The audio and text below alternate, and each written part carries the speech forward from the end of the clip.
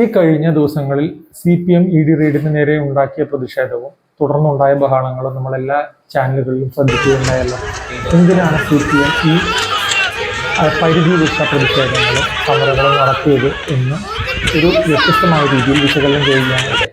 അത് CPM കാണിച്ച മണ്ടത്തരമായും CPM അതിരുവിട്ട് പ്രതിഷേധം നടത്തുന്നതായും മാധ്യമങ്ങളും ജനങ്ങളും അല്ലെങ്കിൽ പ്രതിപക്ഷവും പറയുകയുണ്ടായി. എന്നാൽ അതല്ല, അത് CPMന്റെ വിശേഷിച്ച് പിണറായി വിജയന്റെ ഒരു രാഷ്ട്രീയ തന്ത്രമായിരുന്നുവെന്നും അതിലൂടെ അദ്ദേഹം ഒരമ്പിന് 3-4 പക്ഷികളെ വീഴ്ത്തി എന്നും പറയാനാണ് ഞാൻ ശ്രമിക്കുന്നത്.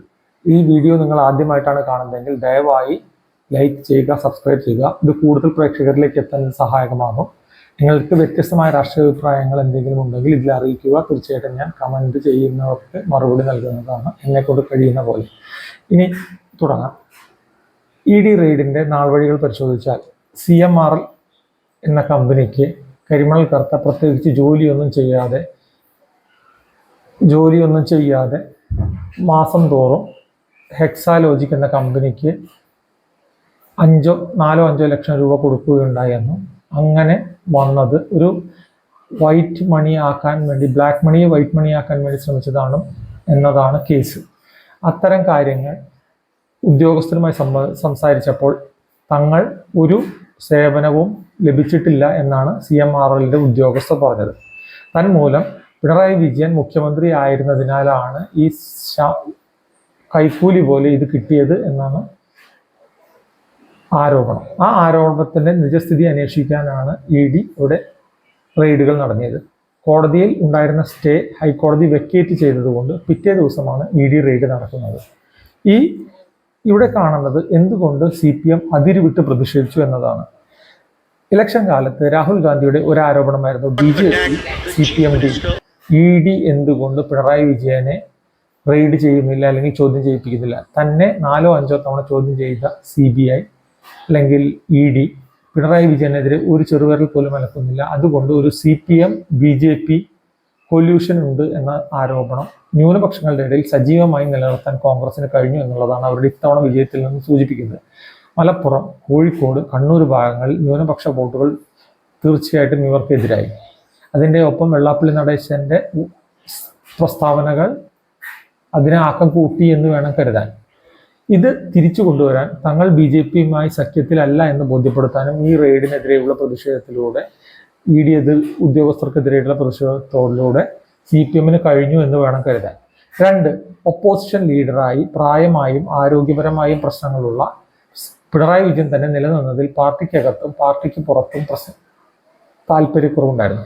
മാധ്യമങ്ങൾ പലതും ഇത് BJPയുടെ വരവിന് മുതൽക്കൂട്ടാകും എന്ന രീതിയിലുള്ള പ്രചാരണങ്ങൾ തുടങ്ങിയിരുന്നു. അതുകൊണ്ട് തന്നെ ഈ ആരോപണത്തിന്റെ മുനയൊടിക്കേണ്ടത് അത്യാവശ്യം തന്നെയായിരുന്നു.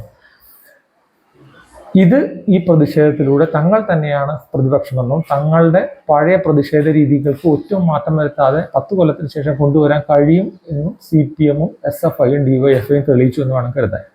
മൂന്നാമത്തേത് ഉൾപാർട്ടി പ്രശ്നങ്ങളാണ്. തളിപ്പറമ്പ്, പയ്യന്നൂര് മുതലായ പാർട്ടി കോട്ടകളിൽ വരെ വോട്ട് ചോർന്നത് ഗൗരവമായിട്ട് തന്നെയാണ് പാർട്ടി കാണുന്നത്. പാർട്ടി സഖാക്കൾ തന്നെ മറിച്ചു കുത്തിയതായി അവർക്ക് മനസ്സിലാവുന്നുണ്ട്. എന്നാൽ അത് ചോദ്യം ചെയ്യാനോ അതിനെക്കുറിച്ച് സംസാരിക്കാനോ വയ്യാത്ത അവസ്ഥയിലാണ് ഇപ്പോൾ. ശ്യാമള സ്ഥാനാർത്ഥിത്വം മുതലായ പ്രശ്നങ്ങൾ, നെപ്പോട്ടിസം CPMൽ നിലനിൽക്കുന്നതായി സഖാക്കൾ തന്നെ ചർച്ചകളിൽ ആരോപിച്ചിരുന്നു.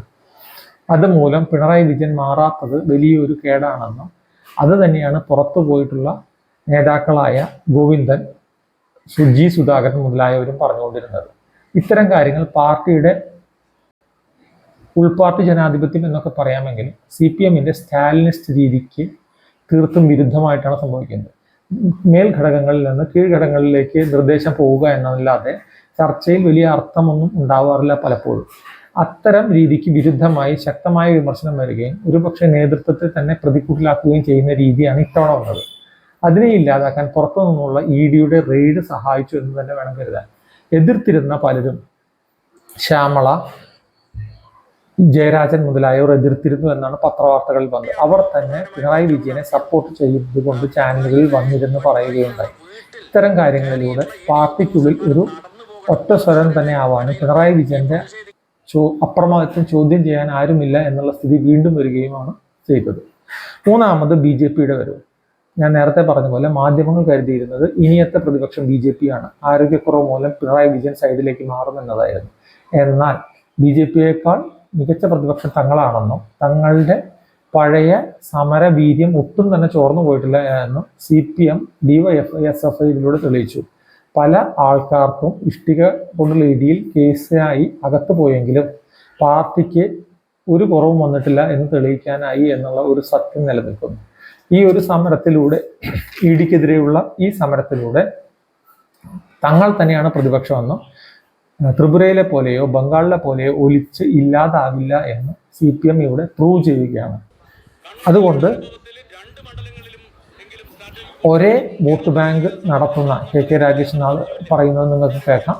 ഒരേ vote bank, Hindu vote bank, Ezhava vote bank, OBC vote ബാങ്കിലേക്ക് BJP കടന്നു കയറാതിരിക്കാനായി CPM തന്നെ ഇറക്കുന്ന ഒരു പ്രതിഷേധത്തിന്റെ കനം കൂട്ടുന്നതായിട്ടാണ് എനിക്ക് തോന്നുന്നത്.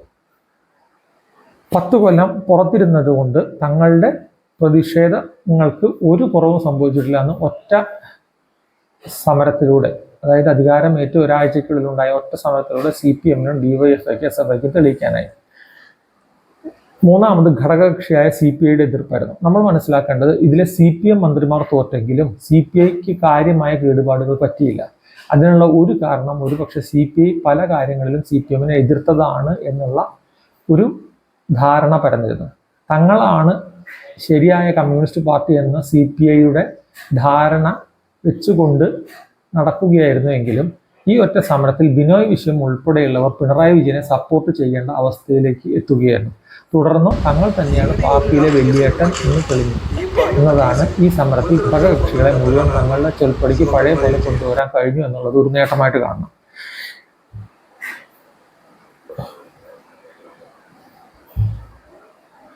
ഇതുകൂടാതെ കോൺഗ്രസ് പാർട്ടികളും VD സതീശനുമാണ് ഈ സമരത്തിനും ഈ ED റെയ്ഡിക്കും പിന്നിൽ എന്നത് പ്രധാനമന്ത്രിയെ കണ്ട് പറയിപ്പിച്ചതാണ് എന്നുള്ള ആരോപണം ഇവിടെ ശ്രദ്ധിക്കേണ്ടതാണ്. ഇത് ഒരു രാഷ്ട്രീയ പ്രേരിതമായ റെയ്ഡാണ് എന്ന് വരുത്തി തീർക്കാൻ CPM ശ്രമിക്കുന്നതിന്റെ ഉത്തമോദാഹരണമായിട്ട് വേണം നിങ്ങളിതിനെ കാണാൻ. പിണങ്ങിയ പാർട്ടി പ്രവർത്തകരെ പോലും പിന്തുണയായി ഇറക്കി. ശൈലജ ടീച്ചർ, P ജയരാജൻ മുതലായ എതിർത്തിരുന്ന കണ്ണൂർ നേതാക്കളെ കൊണ്ട് തന്നെ പിന്തുണ അറിയിപ്പിക്കേണ്ടി വന്നു. പ്രതിപക്ഷം തങ്ങളാണെന്ന് വരുത്തി തീർക്കാൻ കഴിഞ്ഞു. CPI പോലെ ഘടകകക്ഷികളെ നേതൃത്വം തങ്ങൾക്ക് തന്നെയാണ് എന്ന് വീണ്ടും തെളിയിച്ചു എന്നതാണ് ഈ സമരത്തിലൂടെ പാർട്ടി അല്ലെങ്കിൽ CPM ഉദ്ദേശിച്ചത്, അല്ലെങ്കിൽ പിണറായി ഉദ്ദേശിച്ചത്. ഒരു കാരണവശാലും താൻ മോശപ്പെട്ട ഒരു പ്രതിപക്ഷ നേതാവാകില്ല എന്ന് ഈ ഒരു സമരത്തിലൂടെ പിണറായി വിജയൻ തെളിയിച്ചിരിക്കുകയാണ്. അതിനുശേഷം ഇന്ന് ഈ നയപ്രഖ്യാപന വേളയിൽ യാതൊരു നയവും പ്രഖ്യാപിച്ചിട്ടില്ല എന്ന് പറഞ്ഞ് നിശ്ചിതമായി വിമർശിച്ചുകൊണ്ട് പിണറായി വിജയൻ വന്നത് തന്നെ അതിൻ്റെ തുടക്കമായിട്ട് കാണണം. നമ്മൾ കണ്ടിട്ടുള്ള ഏറ്റവും വലിയ പ്രതിപക്ഷ നേതാവ് ഒരുപക്ഷെ അച്യുതാനന്ദനായിരുന്നു. അച്യുതാനന്ദനേക്കാൾ വലിയ പ്രതിപക്ഷ നേതാവായി ഒരുപക്ഷെ പിണറായി മാറിയേക്കാം തൻ്റെ സംഘടനാബല ഉപയോഗിച്ചുകൊണ്ടുള്ള സമര രീതികളിലൂടെ എന്നുള്ളതാണ് ഇനി ഒരുപക്ഷെ കാണാൻ പോകുന്നത്. നമുക്ക് കാത്തിരുന്ന് കാണാം. പിണറായി വിജയന് ആരോഗ്യമുണ്ടെങ്കിൽ തീർച്ചയായിട്ടും ശക്തമായി തിരിച്ചു വരും എന്നുള്ളതിൻ്റെ തെളിവും ആണ് ഇത്. ഒരുപാട് SFI, DYFI പ്രവർത്തകർ ജയിലിലാവും എന്നുള്ളത് ശരി തന്നെ. എന്നാലും പാർട്ടിയെ ഒരുമിച്ച് കൊണ്ടുപോകാനും തിരിച്ച് ശക്തമായി പോരാടാനും പിണറായിക്ക് കീഴിൽ കഴിയും എന്നുള്ളതാണ് ഇതുകൊണ്ട് നമുക്ക് മനസ്സിലാവുന്നത്.